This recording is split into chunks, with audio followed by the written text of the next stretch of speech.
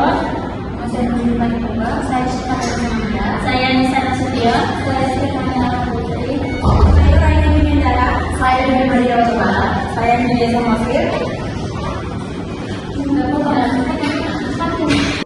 Adapun learning outcome atau capaian pembelajaran yaitu mampu menerapkan tata cara membuat surat positif dengan baik dan benar. Apa itu pengertian dari surat menyurat? Surat menyurat adalah proses komunikasi tertulis yang dilakukan antara satu pihak dengan pihak lainnya. Ini biasanya berupa surat pribadi, bisnis, atau resmi. Intinya, surat menyurat adalah pertukaran informasi atau pesan yang ditulis dan dikirimkan melalui media surat. Baiklah, di sini saya akan mendefinisikan fungsi surat menyurat. Yang pertama, sebagai alat komunikasi. Surat memungkinkan komunikasi tertulis yang lebih jelas dan terstruktur. Yang kedua, bukti tertulis. Surat dapat berfungsi sebagai bukti tertulis dari suatu perjanjian, pemberitahuan, atau tindakan. Yang ketiga, sebagai alat pengingat. Surat bisa menjadi pengingat tentang suatu peristiwa, janji, atau kewajiban. Yang terakhir, sebagai pedoman kerja. Surat dapat menjadi pedoman bagi karyawan dalam menjalankan tugasnya. Selanjutnya ada cara membuat surat resmi secara baik dan benar.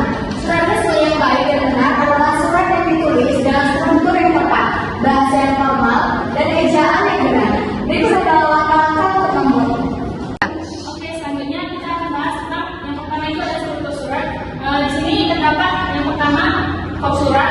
Contohnya itu seperti instansi, logo, nama instansi, alamat, nomor telepon, email, dan lain-lain. Yang kedua itu ada nomor surat. Yang biasanya itu ada kode, nomor urutan, bulan, dan tahun. Yang ketiga itu ada lampiran. Misalnya jika ada dokumen tambahan. Yang keempat itu ada hal atau perihal. Di sini kita masukkan judul singkat surat. Yang selanjutnya ada tanggal surat. Di situ kita lampirkan tempat, tanggal, bulan, dan tahun. Selanjutnya ada alamat penerima. Di situ nama, jabatan, dan alamat yang tepat yang ingin kita tampilkan.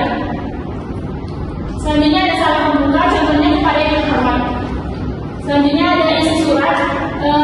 Terdapat informasi yang disampaikan jelas, padat, dan efektif. Selanjutnya ada salam penutup. Contohnya itu hormat saya atau hormat kami. Dan yang terakhir itu ada tanda tangan.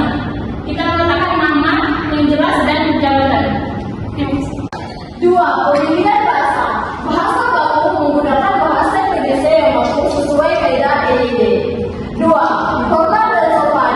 Menggunakan bahasa yang sopan dan sesuai dengan status penerima surat. Tiga, jelas dan singkat. Menuliskan informasi dengan jelas, padat, dan menghindari bahasa yang terlalu panjang. Empat, tepat. Menggunakan kata-kata yang tepat dan sesuai dengan konteks. Selanjutnya, hal yang perlu diperhatikan untuk yang pertama tata bahasa dengan menggunakan tata bahasa yang benar dan sesuai dengan kaidah bahasa Indonesia. Untuk yang kedua, kerapian dan memastikan surat terlihat rapi dan mudah dibaca. Untuk yang ketiga, konsisten untuk memastikan semua elemen surat seperti kop, nomor, tanggal, dan lain-lainnya ditulis secara konsisten. Format memastikan format surat sesuai dengan aturan yang berlaku. Untuk yang keempat, ejaan untuk memperhatikan ejaan yang benar termasuk penggunaan huruf kapital, tanda baca, dan lain-lain. Selanjutnya saya akan menjelaskan tentang bagian-bagian surat resmi atau surat dinas. Yang pertama ada kop surat. Dalam kop surat ini terdapat logo instansi, nama dan alamat instansi, dan nomor telepon yang tempat email instansi. Contohnya ada di nomor 1 ini. Dan yang kedua ada pembuka surat. Dalam pembuka surat ada nama surat, tanggal penerbitan surat, lampiran, hal, dan nama dan alamat penerima surat. Seperti contoh gambar nomor 2 di samping. Dan yang ketiga ada isi surat. Dalam isi surat terdapat salam pembuka, paragraf pembuka, isi surat, dan salam penutup. Dan keempat, nama dan tanda tangan. Jadi kesimpulan yang ada di materi kami adalah bertujuan untuk memastikan penerima memahami maksud surat dan tahu apa yang diharapkan dari mereka. Demikianlah SMS kami hari ini, semoga bermanfaat bagi kita semua. Jangan lupa Like.